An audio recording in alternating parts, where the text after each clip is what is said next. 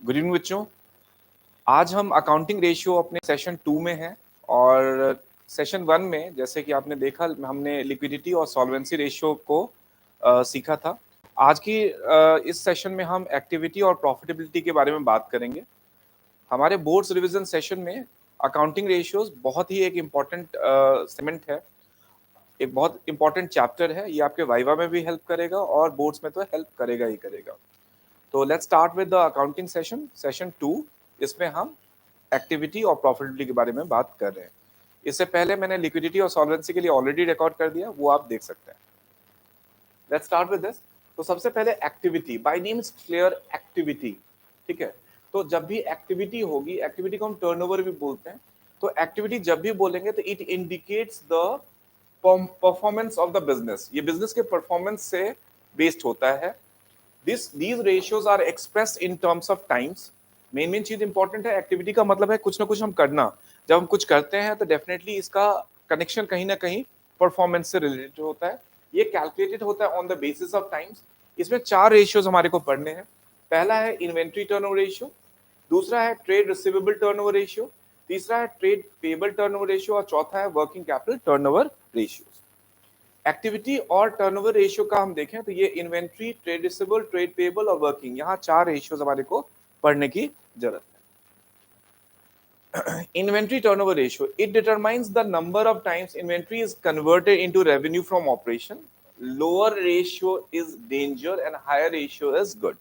So higher is good and lower is not good for the organisation. इसका objective क्या होता है? The objective of this ratio is to ascertain whether investment in stock has been judicious or not. It shows the number of times amount invested in inventory or rotated. A high ratio shows the more sales or being produced by a rupee of investment in inventory. It shows a over trading and may result in working capital shortage. A ratio means inefficient use of investment in inventories, over investment in inventory, accumulation of inventory, etc.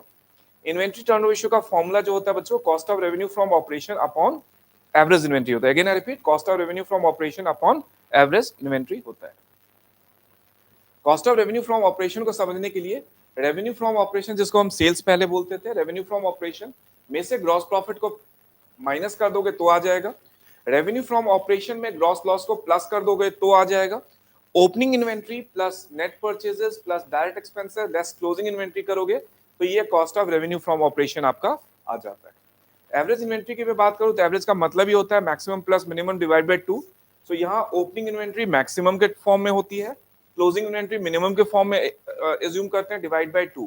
So opening plus closing inventory divide by 2 करेंगे तो ये आपका average inventory आ जाता है। If times word is given, then we multiply, and if more word is given, then we add in inventory as per the question. ये question में हम consider करने वाले हैं।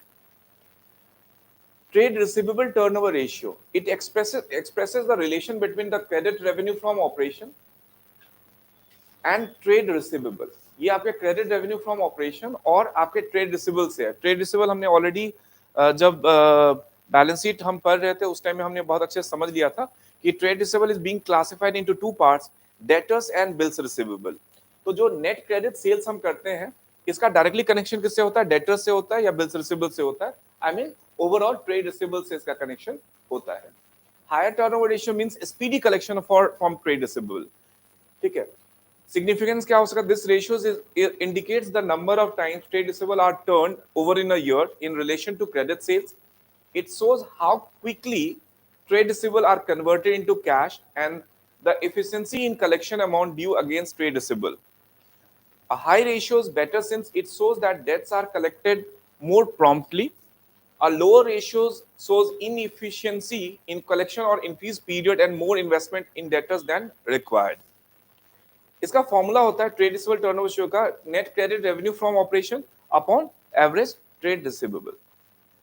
कैसे कैलकुलेट करेंगे हम क्रेडिट रेवेन्यू फ्रॉम ऑपरेशन को? तो क्रेडिट सेल्स आपके पास गिवन है, इसमें से आप सेल्स रिटर्न को माइनस कर दें तो आपका ये net credit revenue from operation आ जाएगा। रेवेन्यू फ्रॉम ऑपरेशन में आप कैश रेवेन्यू फ्रॉम ऑपरेशन को माइनस कर दें। रेवेन्यू फ्रॉम ऑपरेशन जब भी मैं बोलता हूँ इसका मतलब है total revenue from operation. Whenever I say total revenue from operation, it includes cash revenue from operation as well as the credit revenue from operation. तो ये रेवेन्यू फ्रॉम ऑपरेशन जिसको मैंने टोटल माना है, इसमें से आप कैश रेवेन्यू फ्रॉम ऑपरेशन को माइनस कर देंगे तो आपके पास क्रेडिट रेवेन्यू फ्रॉम ऑपरेशन आ जाएगा। एवरेज ट्रेड रिसीवेबल का फॉर्मूला है opening debtors plus opening bills receivable. तो दोनों भी डेटर्स का और बिल्स रिसीवेबल का opening balance, closing balance debtors का और बिल्स रिसीवेबल का, और डिवाइड बाय हम क्या कर देंगे 2 कर देंगे, तो ये हमारा एवरेज ट्रेड रिसीवेबल आ जाएगा। डेट कलेक्टिंग पीरियड का फॉर्मूला है 365 upon trade receivable turnover ratio और 12 divide by trade receivable turnover ratio. हमें मोस्टली 12 मंथ्स के हिसाब से निकालना चाहिए, लेकिन हम 365 डेज के बेसिस पे भी निकालते हैं, तो आपको ये भी ठीक है। यहाँ ये रोटेशन से मतलब है, जब भी हम net credit revenue from operation का मतलब है, ये निकालने का मतलब है कि कितने दिनों में हमें हमारा जो डेट है जो हमसे ओ करते हैं कस्टमर, वो कितने दिनों में हमें पे कर देना चाहिए।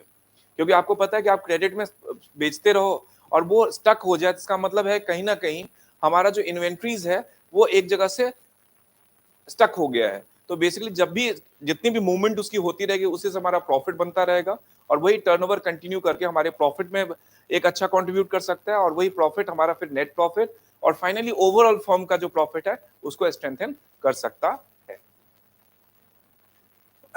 Trade payable turnover ratio, trade payable turnover ratio indicates the pattern of payment of trade payable. ठीक है, lower ratio means credit allowed by the supplier is for a long period. The objective of this ratio is to determine the efficiency with which the trade payables are managed and paid. ये भी बहुत important component है, क्योंकि आप जब भी credit में लेते हैं तो in order to have a very good relation with the creditors, आप उसको टाइम पे पेमेंट करें तो आपका अच्छा रिलेशन, बिजनेस रिलेशन हो सकता है। A high ratio or shorter payment period shows the availability of less credit period or early payment. It indicates that the firm is not availing full credit period, and this boosts of credit worthiness of the firm. A low ratio indicates that creditors are not paid in time or increased credit period. इसका formula है net credit purchases upon average trade payable. ये बिल्कुल opposite है trade receivable turnover ratio का, trade payable turnover ratio बिल्कुल opposite है। Trade receivable turnover ratio का formula क्या था, net credit revenue from operation upon average account receivable. Trade payable turnover ratio का फॉर्मूला हमने क्या सीखा, net credit purchases upon average trade payable. इसका फॉर्मूला है एवरेज ट्रेड पेबल का opening creditors plus opening value of bills payable, closing creditors plus closing value of bills payable divide by 2। Average payment period का formula है average trade payable upon net credit purchases into the number of months और days, और या months और days in a year upon trade payable turnover ratio. यहां से जो भी आपके पास फॉर्मूले से आया है, जो आपने क्रेडिट रेवेन्यू सॉरी ये जो आपने फॉर्मूला निकाला है ट्रेड पेबल टर्नओवर रेशियो का फॉर्मूला निकाला है, इसलिए टाइम्स में आएगा। तो मान लो एग्जांपल के तौर पे आपके पास आ गया 5 टाइम्स का आंसर आ गया, तो इस पे जब आप पुट करोगे और 365 days upon trade payable turnover ratio करोगे तो डिवाइड बाय आपने क्या कर दिया 5 टाइम्स जो हमने निकाला है, एज्यूम करा। इसका मतलब इसका पीरियड कितना होना चाहिए, 73 डेज का होना चाहिए। Working capital turnover ratio, by name it's called working capital. It shows the relation between working capital and revenue from operation. It shows the number of times a unit of rupee invested in working capital produces sales. The objective of this ratio is to ascertain whether or not working capital has been effectively used in generating revenue. A high ratio efficient use of working capital, it indicates over trading working capital being inadequate for the scale of operation. A low ratio shows inefficient use of working capital. Working capital turnover ratio का formula जो है वो है revenue from operation upon working capital. Working capital का formula हम सबको पता है, current assets minus current liabilities. Formula क्या निकाला हमने, revenue from operation upon working capital. Revenue from operation अभी हमने सीखा है कि रेवेन्यू फ्रॉम ऑपरेशन की जब भी बात होगी it means the net revenue from operation. So revenue from operation में if the sales return is there, so after deducting that value हमारे पास ये revenue from operation आ जाएगा। revenue from operation का मतलब है total revenue from operation। working capital का हमें पता है current assets minus current liabilities।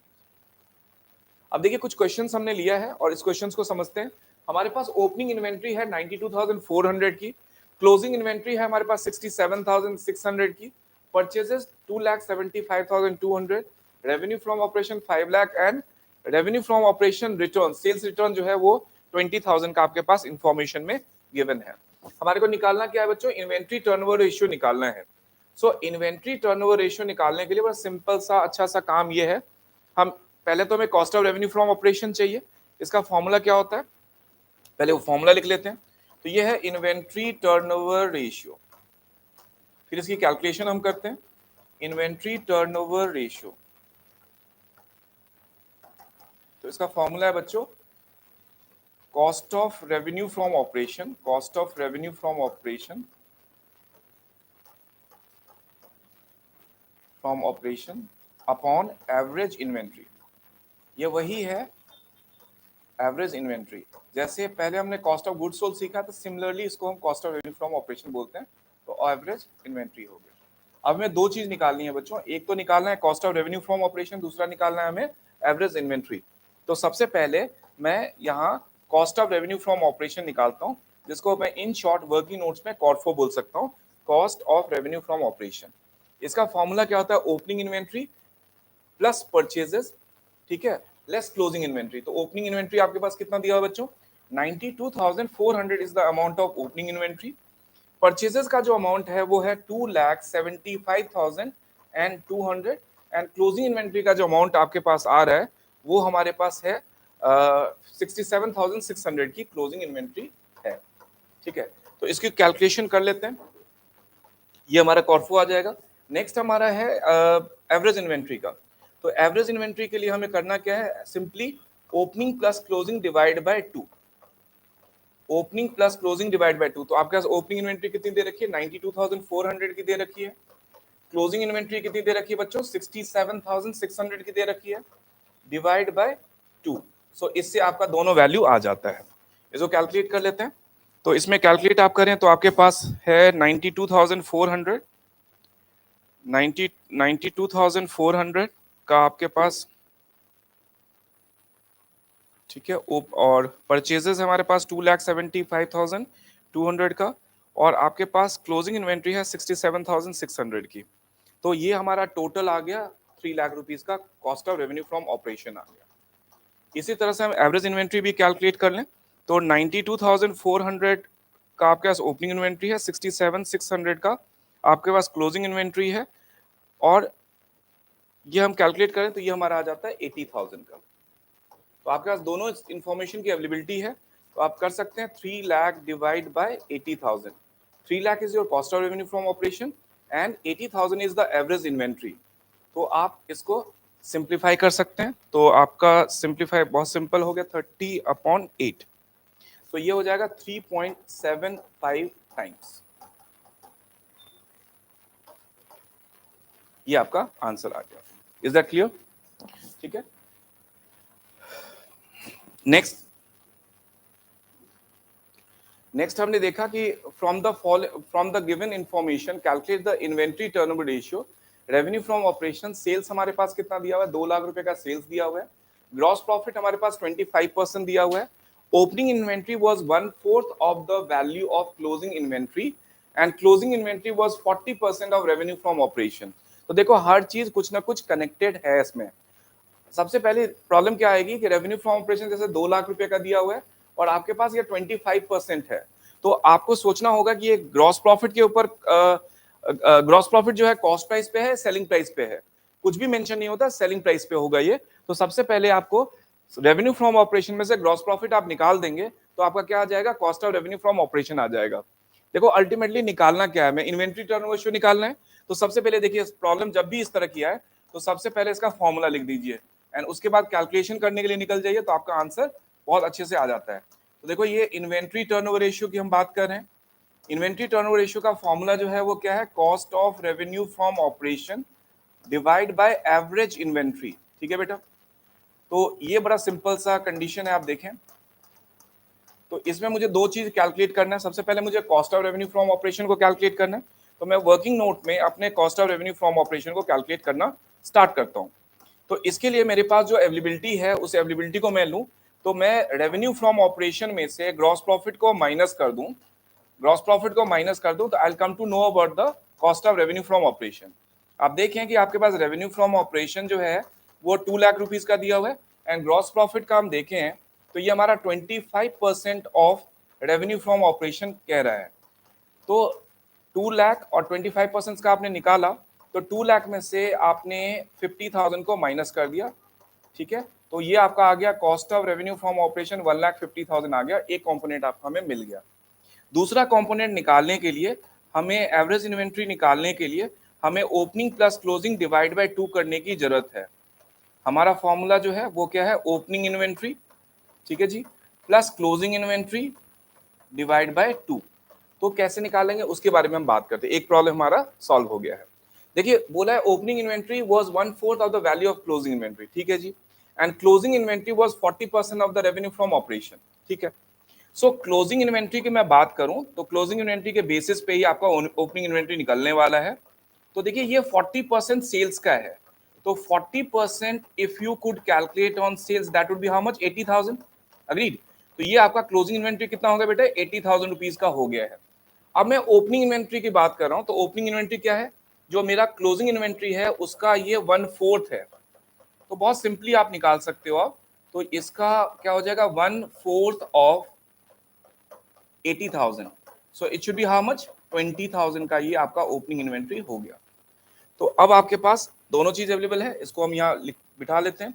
आपके पास ओपनिंग इन्वेंट्री जो है वो सॉरी क्लोजिंग इन्वेंट्री आपके पास 20,000 की है, तो और क्लोजिंग इन्वेंट्री आपके पास 80,000 की, तो 80,000 का opening inventory sorry closing inventory and opening inventory was 20,000 divide by 2, so this should be how much, ये हो जाएगा हमारा 50,000 का एवरेज इन्वेंट्री आ गया।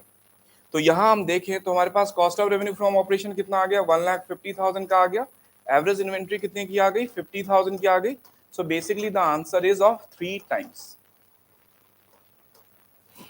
कभी कभी इसी तरह से आपको प्रॉब्लम दिया होगा जो एक के बाद एक के बाद एक के बाद आपको निकालने की जरूरत है। तो सबसे बेस्ट तरीका क्या है, जब भी इस तरह का क्वेश्चन गिवन है, ये तो थोड़ा सा लेस कॉम्प्लिकेटेड है और भी कॉम्प्लिकेटेड हो सकता है, इसमें सबसे पहले आप फॉर्मूला लिख दें। जो सबसे पहली चीज आप फाइंड आउट कर सकते हैं उसको करो, ग्रेजुअली आप जो दूसरे चीजों को इस तरह से आप फाइंड आउट करते रहें और उसको फिर पुट कर दें फॉर्मूले पे, you will come to know the answer, ठीक है जी। नेक्स्ट देखिए 3 lakh is the cost of revenue from operation, cost of goods sold. Inventory turnover ratio is 8 times. Inventory at the beginning is 2 times more than that inventory at the end. Calculate the value of opening and closing inventory. ठीक है, तो ये बहुत अच्छे questions हैं और इसमें आपको थोड़ा सा देखना पड़ेगा, जब भी ये गिवन हो आपके पास 2 times more than that inventory at the end, ये जब गिवन हो तो इन्वेंट्री जो बिगनिंग की है वो 2 times more than that inventory at the end की बात कह रही है। तो सबसे पहले जैसे हम स्टार्टिंग से करते हैं वैसे कर लेते हैं। हम सबसे पहले इसका फॉर्मूला लिख लेते हैं। तो ये देखो इन्वेंट्री टर्नओवर रेशियो का हमने सबसे पहले फॉर्मूला लिख लिया।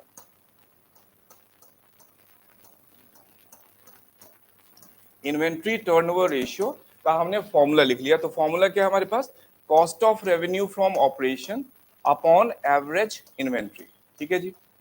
तो इसमें हमारे पास क्या क्या इंफॉर्मेशन है उसकी हम बात कर लेते हैं और कौन कौन सी इंफॉर्मेशन हमें कैलकुलेट करनी है उसकी भी बात कर लेंगे। तो देखिए इसमें हमारे पास इन्वेंट्री टर्नओवर रेशियो दिया हुआ है, हमारे पास cost of revenue from operation दिया हुआ है। इसका मतलब है कि हमें एवरेज इन्वेंट्री को ही कैलकुलेट करने की जरूरत है। इसमें भी इन्होंने 2 कंडीशन दिया हुआ है कि जो इन्वेंट्री बिगनिंग का है वो 2 times more than that inventory at the end है। तो इसकी कैलकुलेशन हम इस तरह से कर सकते हैं कि let the closing inventory be X. इसको हम मैथमेटिकल तरीके से भी निकाल सकते हैं, लेकिन एक्स बहुत ज्यादा एल्जेब्रिकल नहीं होता है, इसको भी ले सकते हो आप। Let the closing inventory be X, तो ओपनिंग इन्वेंट्री क्या हो जाएगा आपका,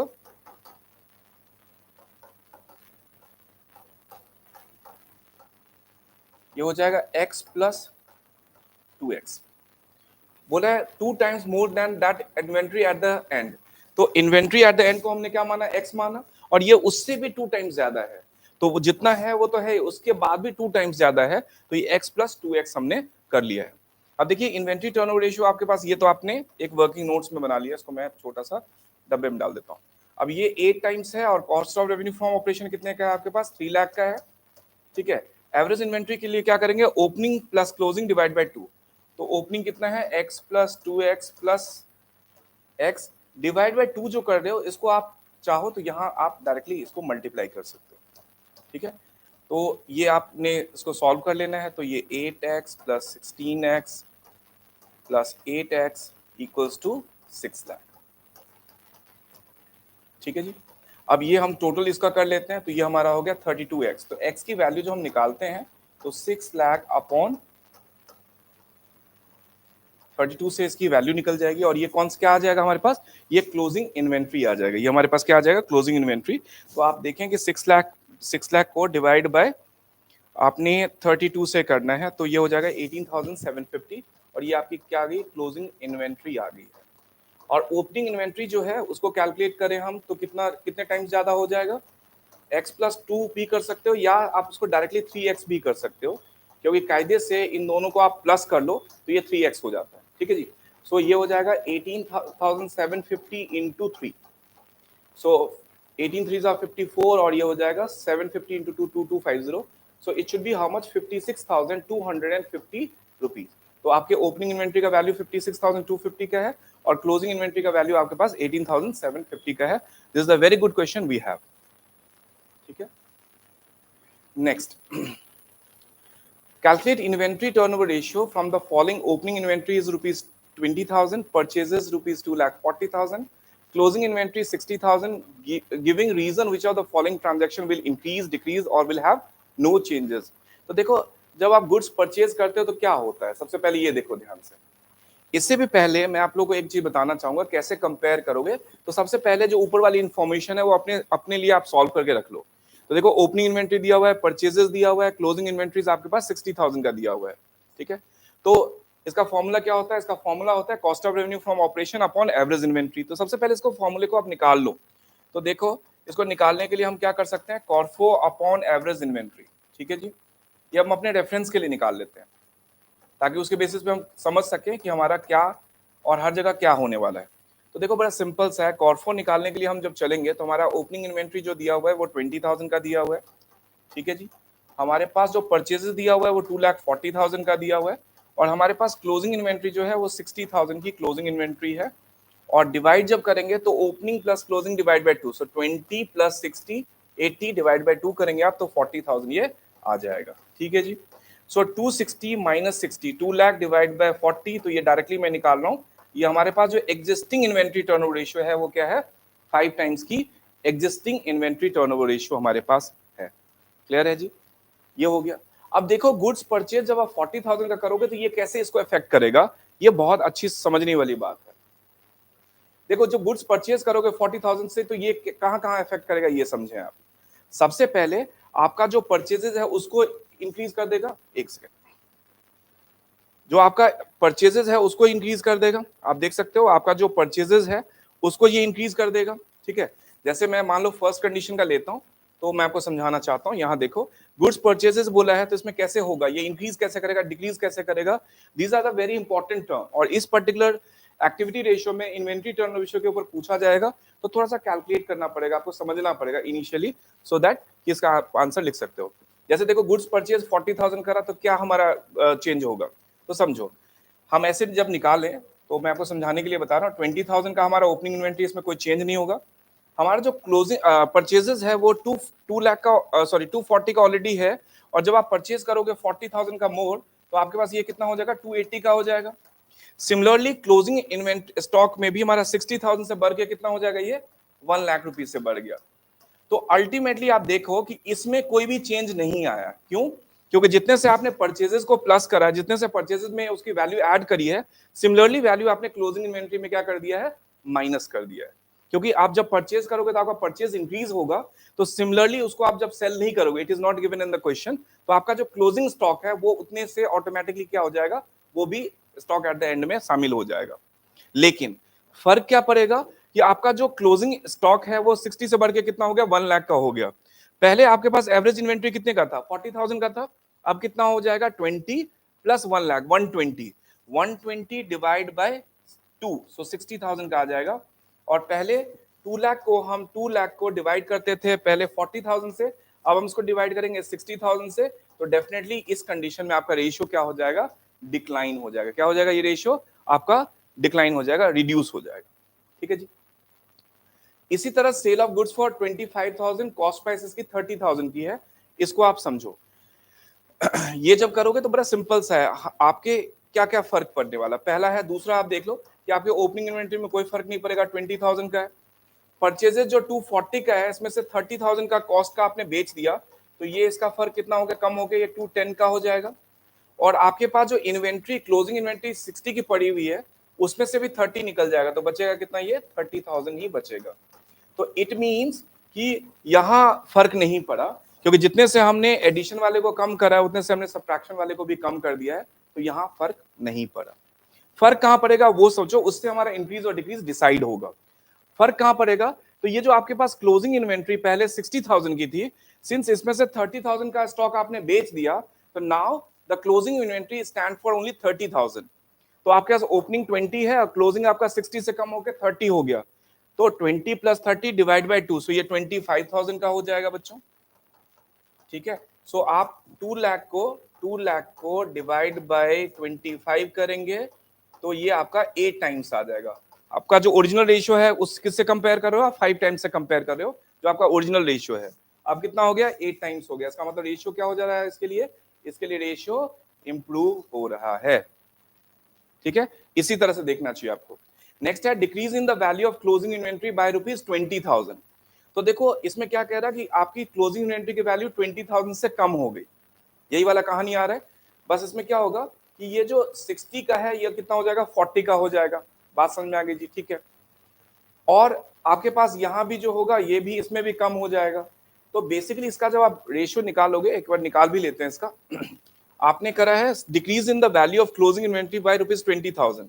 तो आप थर्ड का देखो, 20,000 है, 2,40,000, और आपके पास क्लोजिंग इन्वेंट्री जो है वो कितने से कम हो गए, 20,000 से कम हो गए। तो पहले it was 60, now it is comes down to 40। ठीक है जी। अब हम जो opening plus closing divide by 2 करके अपनी एवरेज इन्वेंट्री निकालेंगे, तो इसमें हमारा 20 है और ये 60 से कम होके कितना हो गया, 40 हो गया। तो 20 plus 40, 60 divide by 2, so it should be how much, 30,000। तो बच्चों इसको प्लस कर लोगे तो 260 माइनस 40 कर दोगे तो ये हो जाएगा हमारा 2,20,000 डिवाइड बाय 30। तो इस कंडीशन में भी आप देखोगे कि it is more then 7 times, it is more then 7 times. तो ये इस कंडीशन में भी आपका क्या हो रहा है, इंक्रीज कर रहा है। Increase in the closing inventory का वैल्यू होगा तो इस कंडीशन में क्या हो जाएगा, इसका बिल्कुल उल्टा है, ये डिक्रीज हो जाएगा। Goods costing ₹5,000 distributed as free sample, इस कंडीशन में भी आप देखोगे, आप ट्राई कर लो, ये इसका ऑपोजिट था इसलिए हमने सॉल्व नहीं करा। आप फिफ्थ को एक बार सॉल्व करके देख लो, फिफ्थ को एक बार आप सॉल्व करके देख लो बच्चों।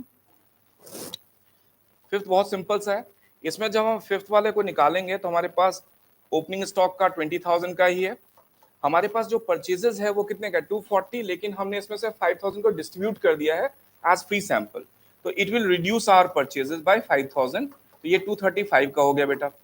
आपका जो क्लोजिंग इन्वेंट्री है ये भी 5,000 से कम हो जाएगा, तो ये कितना हो जाएगा बेटा, 55,000 का हो जाएगा। और आप जब एवरेज इन्वेंट्री निकालेंगे तो ओपनिंग तो आपका स्टिल सेम रहेगा, क्लोजिंग आपका 60 से कम होकर 55 हो जाएगा। तो 55 प्लस 20 कितना हो गया, 75 divide by 2, so it should be how much, 37,500। तो आप इसको फाइंड आउट करें तो ये 2 लाख डिवाइड बाय 37,500, तो ये जो होगा ये भी 5 टाइम्स से ज्यादा की तरफ होता है। इस कंडीशन से भी आपका रेशियो जो है वो इंक्रीज हो जाएगा। क्लियर है।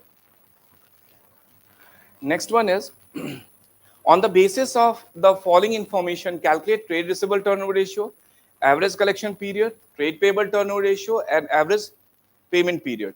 आप बारी बारी से कंसिडर करने की कोशिश करो। सबसे पहले जैसे हमारे पास दिया हुआ है ट्रेड रिसीवेबल टर्नओवर रेशियो का, तो हम सबसे पहले ट्रेड रिसीवेबल टर्नओवर रेशियो को ही निकाल लें, राइट, उसके बाद हम आगे की तरफ बढ़े। तो देखिए हमारी जो हमारे को अल्टीमेटली 4 फॉर्मूले निकालने हैं। पहला फॉर्मूला हम लेके चलते हैं अपने ट्रेड रिसीवेबल टर्नओवर रेशियो के लिए। तो इससे हम पहला पहला अपना निकालना चाहते हैं, तो ये हमारा है ट्रेड रिसीवेबल टर्नओवर रेशियो। इसका फॉर्मूला क्या होता है, इसका फॉर्मूला है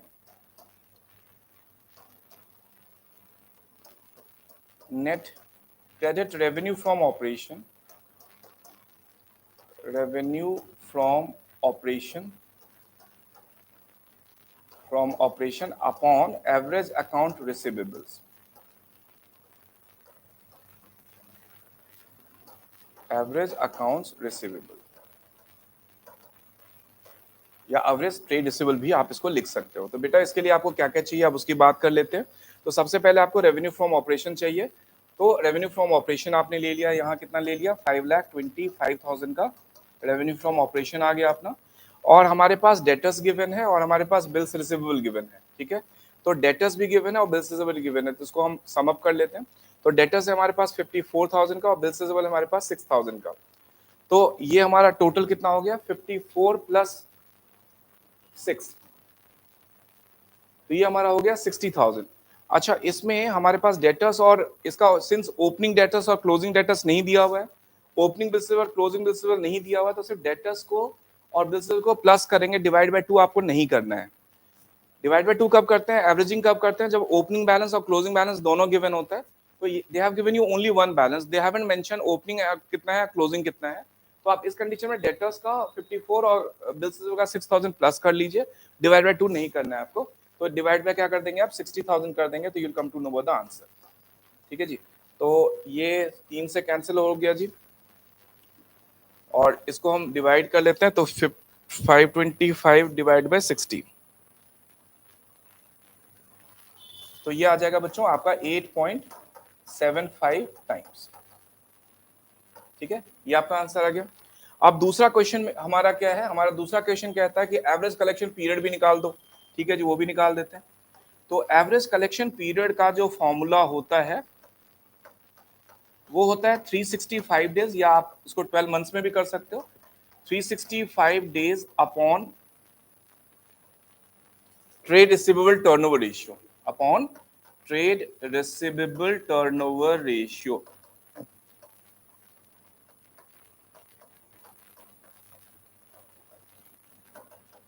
तो आप देखो कि 365 डेज हो गया अपॉन आपका 8.75 जो आपने निकाला है वो, इसको आप डिवाइड कर दोगे तो you will come to know the answer. इससे आपका आंसर आ जाएगा। तो 365 डिवाइड बाय 8.75 कर दोगे तो ये आपका 41.71 हो जाएगा। तो उसको आप 42 डेज का ले सकते हैं। ठीक है जी, नेक्स्ट कंडीशन है हमारे पास, थर्ड कंडीशन की हम बात करें तो हमारे पास है third condition trade payable turnover ratio. तो ट्रेड पेबल टर्नओवर रेशियो जो थर्ड वाला हमारे पास है, इसका फॉर्मूला क्या होता है। तो ट्रेड पेबल टर्नओवर रेशियो का फॉर्मूला देखें तो इसका फॉर्मूला होता है नेट क्रेडिट परचेजेस। ठीक है जी, नेट क्रेडिट परचेजेस, तो मैं सिर्फ परचेजेस लिख देता हूं, लेकिन ये नेट क्रेडिट परचेजेस है अपॉन एवरेज अकाउंट पेबल। तो एवरेज अकाउंट्स पेबल जो है वो आपका इसका फॉर्मूला है। तो इसके लिए हमें क्या चाहिए, हमें चाहिए परचेजेस। तो हमारे पास परचेजेस ऑलरेडी दिया हुआ है 3,15,000 का, और एवरेज अकाउंट पेबल के लिए हमें क्रेडिटर्स चाहिए जिसकी वैल्यू 20,000 की दे रखी है, और बिल्स पेबल चाहिए जिसकी वैल्यू 5,000 की है। लेकिन अगेन वही पॉइंट कि इसका ना ओपनिंग क्लोजिंग कुछ भी मेंशन नहीं है, तो इसको प्लस करेंगे, डिवाइड बाय 2 नहीं करते हैं हम। सो ये 25,000 से आप कर लीजिए। Now we can easily calculate, it is more than 6 times. ठीक है, 315 डिवाइड बाय 25, तो it is more than, I am sorry, it is more than 12 times. तो ये 12.6 आ गया, 12.6 टाइम्स आ गया। और इसी का हम फोर्थ वाला कंडीशन करें तो उसके लिए भी हमारा फोर्थ कंडीशन है एवरेज पेमेंट पीरियड का हम निकाल लें। एवरेज पेमेंट पीरियड की हम बात करें तो एवरेज पेमेंट पीरियड का फॉर्मूला जो होता है बच्चों वो होता है 365 days upon trade payable turnover ratio, जो अभी हमने कैलकुलेट किया है, पेबल टर्नओवर रेशियो। ठीक है जी, ये इसका फॉर्मूला होता है। तो आप देखो कि ये हमारा 365 डेज हो गया और ट्रेड पेबल टर्नओवर रेशियो कितना हो गया 12.6 टाइम्स का हो गया। तो उसको डिवाइड कर लें आप तो आपका ये आ जाएगा। तो 365 divide by 12.6, so it should be 28.9। तो आप रफली इसको 29 डेज कंसीडर कर सकते हो। नेक्स्ट वन, इसमें हमारे को वर्किंग कैपिटल कैलकुलेट करना है बच्चों। वर्किंग कैपिटल कैलकुलेट करना है तो इसको आपका फॉर्मूला पहले, सबसे पहले जैसे जब भी कुछ कैलकुलेट करने के लिए तो सबसे पहले उसका फॉर्मूला लिख दीजिए। तो यहाँ जैसे हमारे पास कैलकुलेट करना है हमें वर्किंग कैपिटल टर्नओवर रेशियो का फॉर्मूला, सबसे पहले हम लिख लेते हैं। तो working capital turnover ratio equals to, इसका फॉर्मूला होता है revenue from operation upon working capital. So revenue from operation का upon working capital, revenue from operation sales को बोलते हैं, ये ऑलरेडी गिवन होता है क्वेश्चन में। कभी कभी कैश सेल्स और क्रेडिट सेल्स अलग से गिवन होगा तो उसको आपको सम अप करना पड़ेगा। जैसे इस क्वेश्चन में मैंने लिया है क्रेडिट रेवेन्यू फ्रॉम ऑपरेशन आपका 8 लाख का है और कैश रेवेन्यू फ्रॉम ऑपरेशन आपका 1260 का है, ठीक है। और यहाँ रेवेन्यू फ्रॉम ऑपरेशन रिटर्न भी है। जब भी हम रेवेन्यू फ्रॉम ऑपरेशन की बात करें तो we are talking about the net revenue from operation. Net revenue from operation और रेवेन्यू फ्रॉम ऑपरेशन में क्या डिफरेंस होता है ये समझ लीजिए। जब भी मैंने रेवेन्यू फ्रॉम ऑपरेशन की बात करी तो it means the total revenue from operation. When I say total revenue from operation, it means the collection coming from the cash revenue from operation and the collection coming from the credit revenue from operation, just combine them. और जब भी मैं इसको net बोलता हूँ इसका मतलब है कि deducting the value of the sales return. जो भी कस्टमर ने डिफेक्टिव पीस या not as per the sample या और भी रीजन हो सकते हैं जो उन्होंने रिटर्न करा है, उसको डिडक्ट करने के बाद जो हमारा नेट सेल्स होता है उसी को हम कंसिडर करते हैं। तो सबसे पहले आप देखें कि इसमें आपको नेट रेवेन्यू फ्रॉम ऑपरेशन निकालना पड़ेगा। तो ये मैं छोटा सा बॉक्स बना लेता हूं उसके लिए और इसमें मैं आपको करके बताता हूँ। ये वर्किंग है हमारा, ठीक है जी, ये भी लेकिन दिखाना है आपको। तो ये हमारा नेट RFO है। तो इसमें आपके पास कैश रेवेन्यू फ्रॉम ऑपरेशन कितने का दिया हुआ है, 12,60,000 का कैश रेवेन्यू फ्रॉम ऑपरेशन दिया हुआ है। क्रेडिट रेवेन्यू फ्रॉम ऑपरेशन कितने का दिया हुआ है, 8 लाख रुपीज का दिया हुआ है। एंड जो हमारे पास सेल्स रिटर्न है वो 80,000 का गिवन है। तो आप इसमें से समझ लो 12,60,000 plus 8 lakh, it would be how much, 20,60,000। 20,60,000 minus 80,000, तो 20,60,000 में से माइनस 80,000 करेंगे तो it should be how much, 19,80,000 का आपके पास नेट RFO आ गया, ठीक है जी। और वर्किंग कैपिटल के लिए आपको पता ही है, वर्किंग कैपिटल के लिए करंट एसेट्स और करंट लायबिलिटीज का डिवाइड कर दीजिए, सॉरी माइनस कर दीजिए। So working capital equals to CA minus CL। तो हमारे पास वर्किंग कैपिटल के लिए जो करंट एसेट्स है बच्चों वो कितने का है, 720 का है। करंट लायबिलिटीज के लिए जो हमारे पास है वो कितना, 324 का है। तो जो इनका जो डिफरेंस है वही हमारा आ जाएगा। तो आप देखें इसका जो डिफरेंस है वो हमारे पास आ जाएगा 3,86,000, सॉरी 96,000, 3,96,000 आ गया। तो आपके पास दोनों की अवेलेबिलिटी है। आप देखें कि 19,80,000 जो है, 19,80,000 का रेवेन्यू फ्रॉम ऑपरेशन है और ये जो वर्किंग कैपिटल है आपका 3,96,000 का, इसकी वैल्यू आपके पास गिवन है। अब इसको आप डिवाइड कर दें तो आपका आंसर आ जाएगा। तो 9, ये आपका जो है 1980 डिवाइड बाय 396, तो ये 5 टाइम्स का आंसर आता है। तो ये आपका 5 टाइम्स इसका आंसर हो गया, ठीक है जी। नेक्स्ट अब आते हैं प्रॉफिटेबिलिटी रेशियो पे। Now profitability ratio by name is clear कि it is all about concern with the profit. Business हम प्रॉफिट के लिए ही करते हैं। Business always faces risk and uncertainty. There is only one motive which compels a businessman to do business, that is called profit motive. तो profit motive जब हम risk लेते हैं, अनसर्टेनिटी से गुजरते हैं, तो बेसिकली हमारे को प्रॉफिट चाहिए होता है। सो प्रॉफिट का जो है इसका एक सेपरेट रेशियो है जिसको बोलते हैं profitability ratio. And when I am talking about the profitability ratio, तो it is basically calculated to ascertain the efficiency in the business. Efficiency in business is measured by the profitability. Profitability refers to financial performance of the business. These ratios are expressed. जैसे बहुत सारे ratios हमने पहले दो liquidity solvency की बात करी, वो प्योर में होते हैं। एक्टिविटी की बात करी तो टाइम्स में होता है। प्रॉफिटेबिलिटी की बात करेंगे तो ये परसेंटेज में होता है, इसको हम कैलकुलेट करते हैं।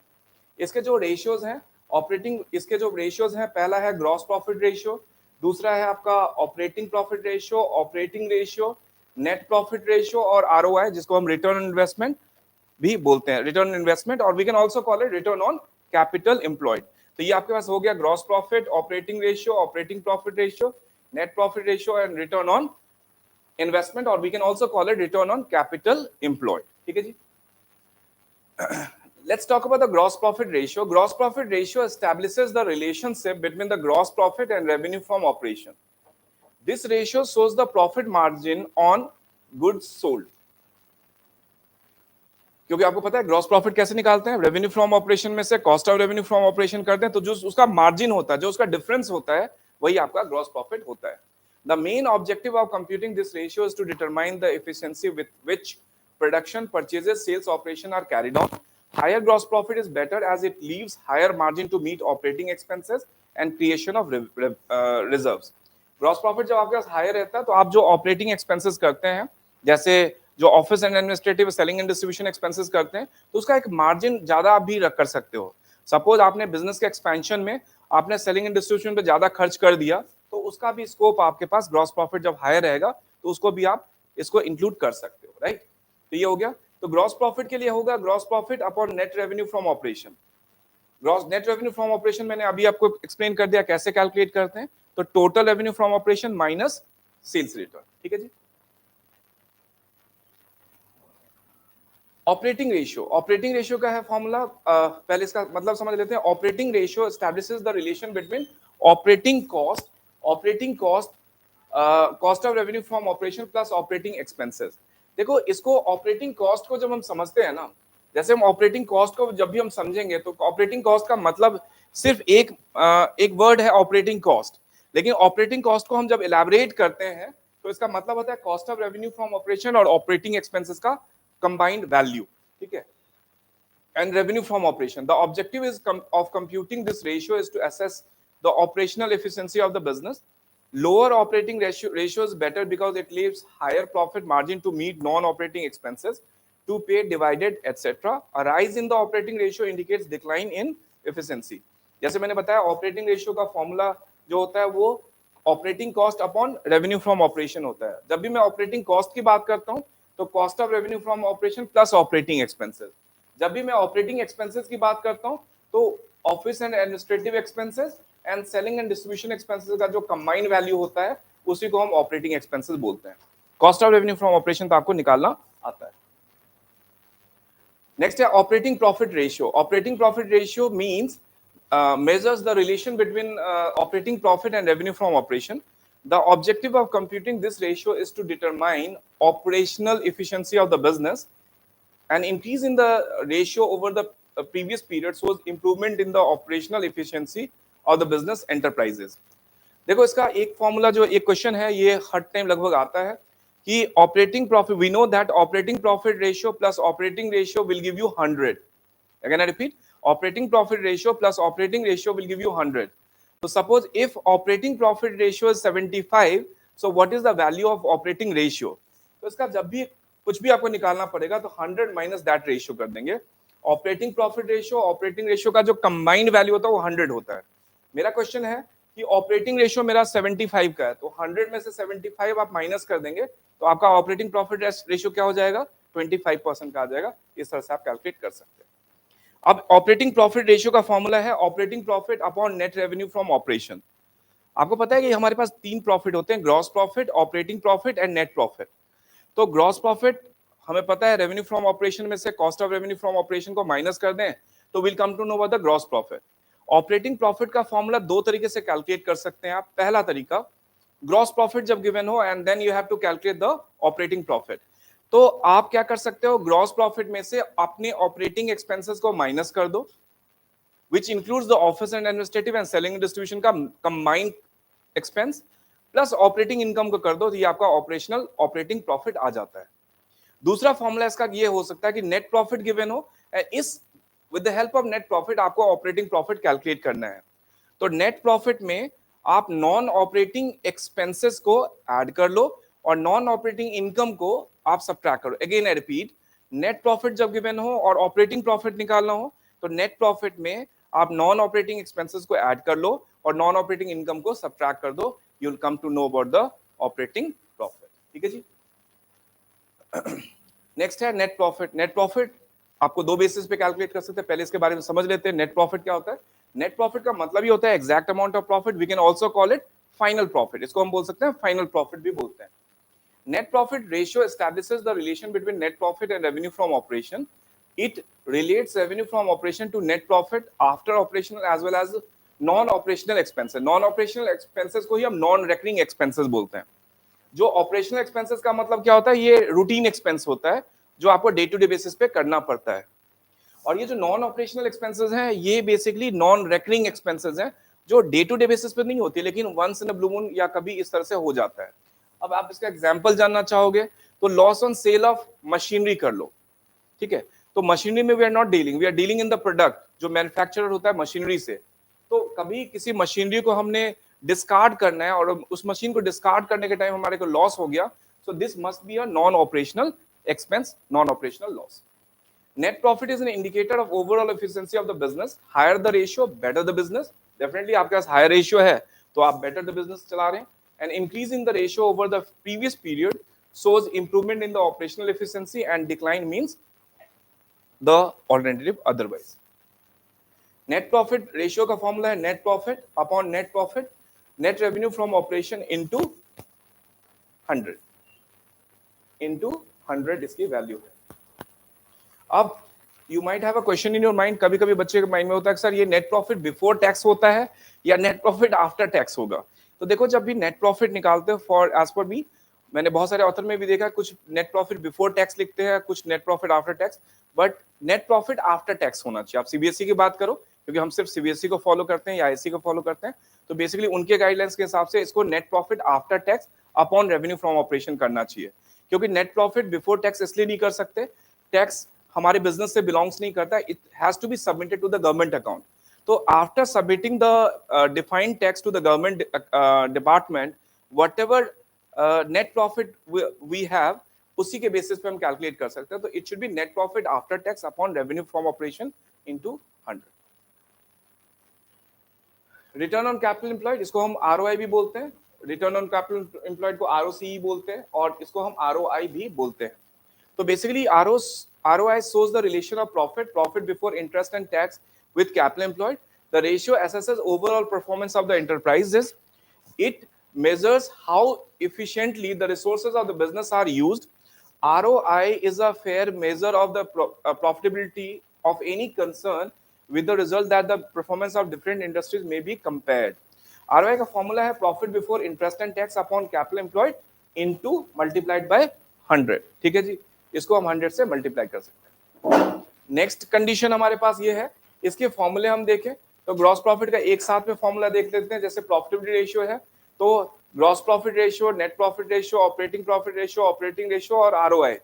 तो ग्रॉस प्रॉफिट का फॉर्मूला एक बार फटाफट रिकैप कर लेते हैं. Gross profit upon revenue from operation into 100. हम नेट प्रॉफिट को कैलकुलेट करते हैं तो नेट प्रॉफिट यहाँ मैंने मेंशन भी कर दिया, नेट प्रॉफिट आफ्टर टैक्स वहां मेंशन नहीं किया था, यहाँ मैंने मेंशन कर दिया net profit after tax upon revenue from operation into 100. Operating ratio की बात करें तो cost of revenue from operation plus operating expenses.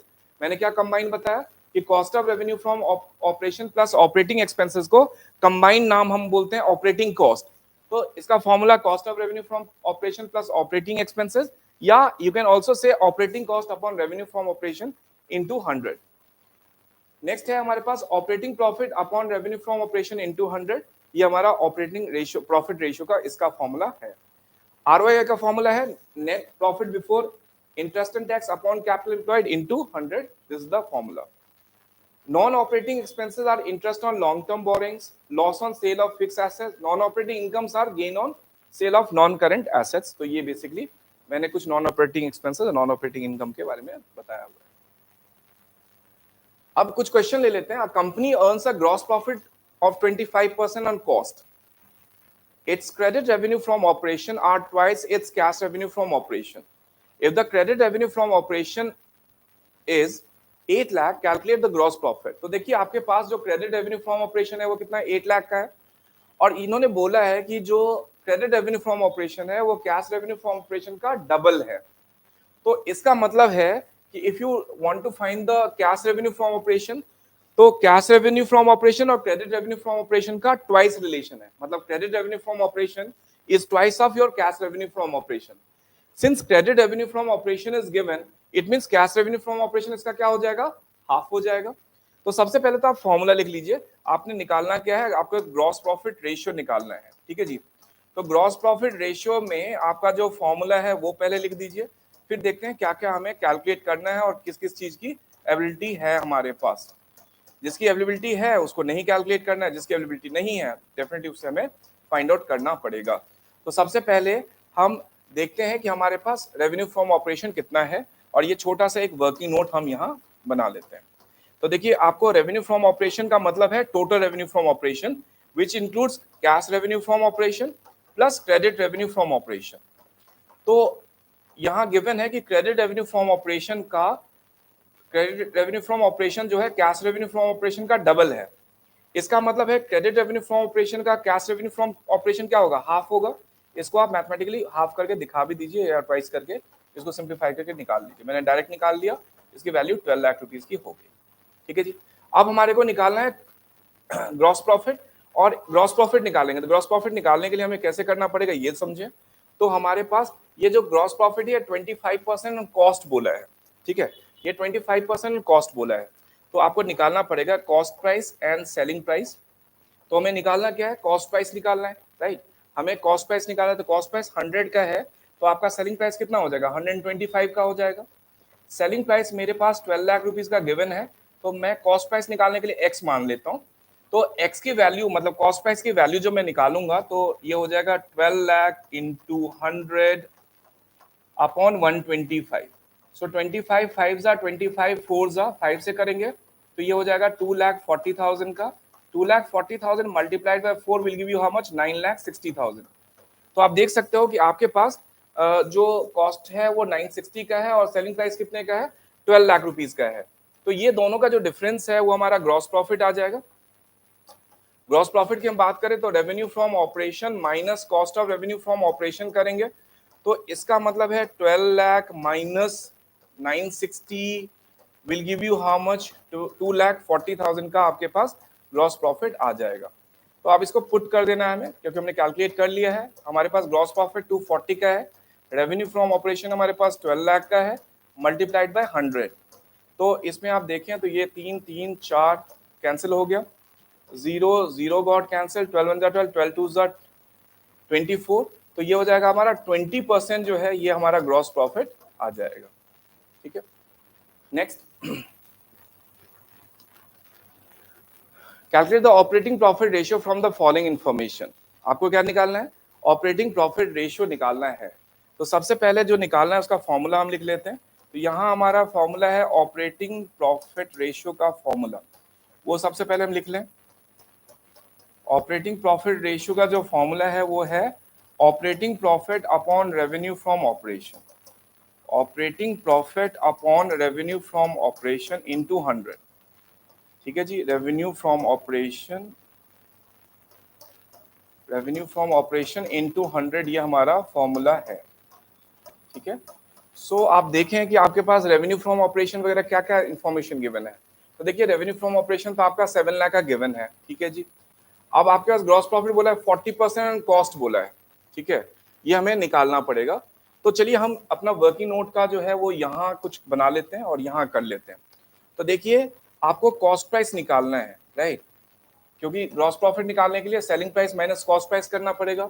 Selling price given है, कॉस्ट प्राइस नहीं गिवन है, तो कॉस्ट प्राइस को हम 100 मान लेते हैं, सेलिंग प्राइस कितना हो जाएगा, 140 हो जाएगा।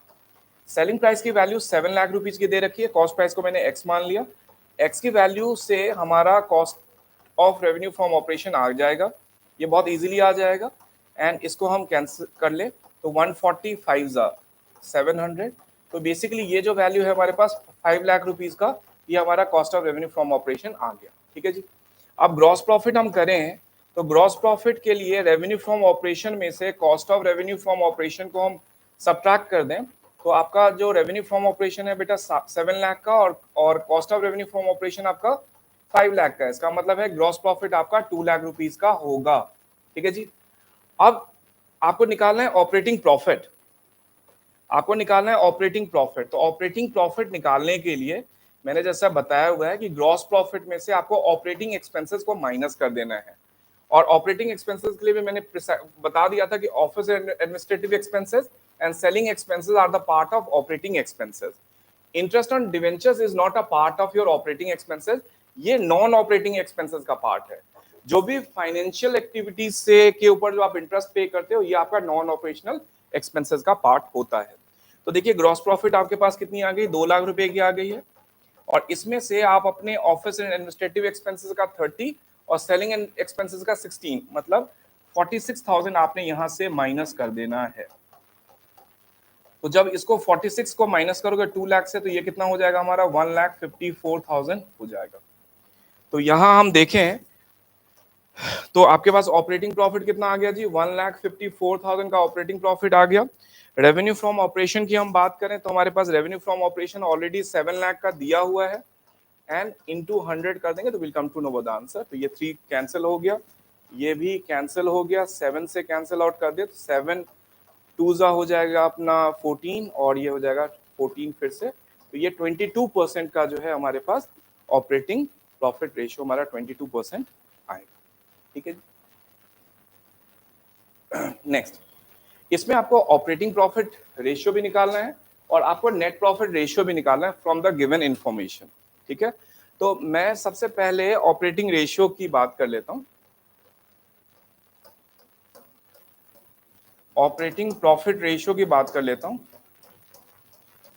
तो इसका फॉर्मूला तो अभी हमने निकाला है, आपको पता ही है कि operating profit upon revenue from operation. So operating profit upon revenue from operation,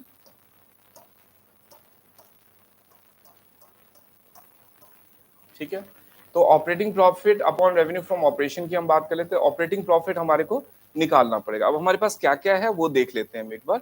हमारे पास रेवेन्यू फ्रॉम ऑपरेशन है और cost of revenue from operation, ठीक है जी, कोई बात नहीं। तो इससे हम फाइंड आउट करना स्टार्ट कर लेते हैं। सबसे पहले हमारा ड्राइव होगा ग्रॉस प्रॉफिट को निकालने का। तो ग्रॉस प्रॉफिट निकालने के लिए आपको क्या करना चाहिए, पहले net sales, net revenue from operation minus cost of revenue from operation को आपको करना चाहिए। तो नेट की जब भी मैं बात करता हूं इसका मतलब रेवेन्यू फ्रॉम ऑपरेशन 830 का, और इसमें से रिटर्न्स इनवर्ड जो है जिसको हम सेल्स रिटर्न बोलते हैं इसको माइनस कर दीजिए। तो ये आपका नेट रेवेन्यू फ्रॉम ऑपरेशन कितना आ गया after deducting sales return, 8 lakh का।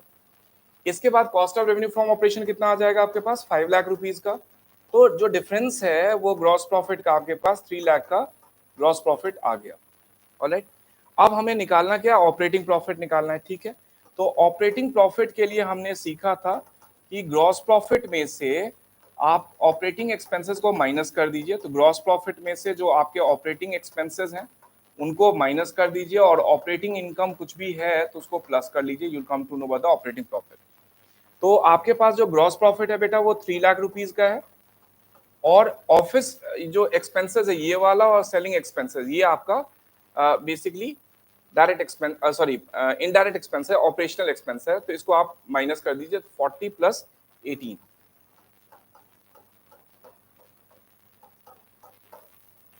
तो ये आप माइनस कर दीजिए तो ये आपका आ जाएगा 2,48,000। ठीक है, तो आपके पास ऑपरेटिंग प्रॉफिट आ गया 2,48,000 का। रेवेन्यू फ्रॉम ऑपरेशन हमारा कितना आ गया, 8 लाख रुपीज का इंटू 100। ठीक है, 3030 गॉट कैंसिल, 00 गॉट कैंसिल, 8 से करेंगे तो 8 3 are 24, 8 1 8, 31% is your operating profit. ठीक है जी।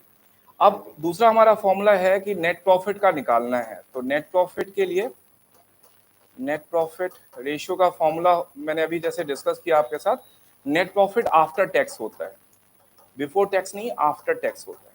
ठीक है, तो बच्चे कुछ इसमें मिस्टेक करते हैं, net profit after tax upon revenue from operation into 100 इसका फॉर्मूला होता है। तो देखिए आपके पास ऑपरेटिंग प्रॉफिट आ गया, नेट प्रॉफिट निकालना बहुत, ये पहला हमने ग्रॉस प्रॉफिट निकाला, दूसरा ऑपरेटिंग प्रॉफिट निकाला, तीसरा हम नेट प्रॉफिट निकालने वाले हैं। तो नेट प्रॉफिट निकालने के लिए हमारे पास ऑपरेटिंग प्रॉफिट कितने का दिया, 248 का दिया है। इसमें नॉन ऑपरेटिंग एक्सपेंसेस जो है उनको माइनस कर लीजिए। तो आपके पास इंटरेस्ट ऑन डिवेंचर और loss by accident, again I repeat, interest on debenture and loss by accident ये आपके नॉन ऑपरेशनल एक्सपेंसेस हैं, इसको हम नॉन ऑपरेटिंग या एक्सपेंसेस भी हम बोलते हैं। ठीक है जी, ये माइनस कर लीजिए। और ये जो इंटरेस्ट रिसीव्ड ऑन इन्वेस्टमेंट है ये आपके नॉन ऑपरेटिंग इनकम है, इसको प्लस कर लीजिए। तो ऑपरेशनल प्रॉफिट में से, ऑपरेटिंग प्रॉफिट में से आपने ये माइनस कर लिया और ये आपने इनकम को प्लस कर दिया तो आपका नेट प्रॉफिट आ जाता है। ऐसे करते हैं। इंटरेस्ट ऑन डिवेंचर्स आपके पास 12,000 का है, 24,000 का आपके पास लॉस बाय एक्सीडेंट है, जो ये दोनों आपके नॉन ऑपरेटिंग एक्सपेंसेस हैं, और आपका इंटरेस्ट रिसीव्ड ऑन इन्वेस्टमेंट 10,000 का जो दिया है ये आपका नॉन ऑपरेटिंग इनकम है, इसका टोटल। तो अल्टीमेटली आपने 36 ऐड करा है और 10 जो है वो, सॉरी 36 सब्ट्रैक्ट करा है और 10 ऐड करा है, तो अल्टीमेटली 26 हम इसकी नेट वैल्यू को सब्ट्रैक्ट कर दें तो ये हो जाएगा हमारा 2,22,000। ठीक है जी, तो इसमें हम जब निकालेंगे तो ये हो जाएगा 2,22,000 upon revenue from operation that is 8 lakh into 100। ये zero got cancel, 0 got cancel, 8 से हम कैलकुलेट कर लें तो 8 2 जा हो जाएगा 16, 6 आ गया, 8 7 जा 56, 4 आ गया, 8 5 जा, तो ये हो गया 27.5%। तो हमारा नेट ऑपरेटिंग प्रॉफिट कितना था 31%, हमारा नेट प्रॉफिट कितना है 27.5%। ठीक है जी। A company has a loan of 30 lakh as a part of its capital employed. Interest payable on the loan is 12% and the ROI of the company is 25%. The rate of income tax is 40%. What is the gain to the shareholders due to the loan raised by the company? बहुत अच्छा question है ये कोई भी आपको ROI का question नहीं पूछा गया कि जिसमें आप net profit before interest and tax upon capital employed करके निकाल लेंगे।